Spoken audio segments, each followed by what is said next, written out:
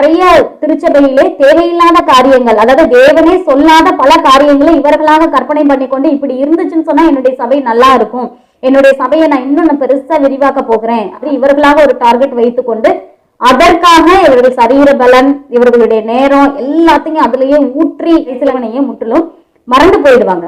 தேவன் உங்களுக்கு உதவி செய்தார் அப்படின்னு சொன்னா எந்த ஒரு காரியமுமே ரொம்ப எளிமையாக முடிஞ்சு போயிடும். பழைய ஏற்பாட்டு காந்திர வழியா இந்த ஜனங்கள் வர்றாங்க, வரும் பொழுது இந்த ஜனங்கள் என்ன கிச்சு சாப்பிட வேணும் அப்படின்னு சொல்லிட்டு கேட்கறாங்க. சொல்றாரு 2 நாள் இல்ல 1 மாதம் வரைக்கும் அவங்க என்ன பண்ணுவாங்க, இறைச்சி சாப்பிடுவாங்க. தேவனுடைய வார்த்தையின்படி அவர்கள் ரொம்ப நாள் வைத்து சாப்பிடும்படியாக எதுக்கும் அவர்கள் பிரயாசப்படல, கஷ்டப்படல, தேடல, எல்லா விஷயத்தையும் தேவன் சந்திச்சாரு. ஸோ நிறைய நேரம் நமக்கு தான் என்ன ஆகுது, இந்த டார்கெட்ஸ் அச்சீவ் பண்றது இல்ல பெரிய விஷயங்களை செய்கிறது அப்படிங்கிறது நமக்கு தான் கஷ்டமான காரியம். ஆனா தேவனுக்கு அது ரொம்ப ரொம்ப லேசான காரியம். 1 நிமிஷத்துல எல்லாத்தையும் செஞ்சு முடிச்சிடுவாரு.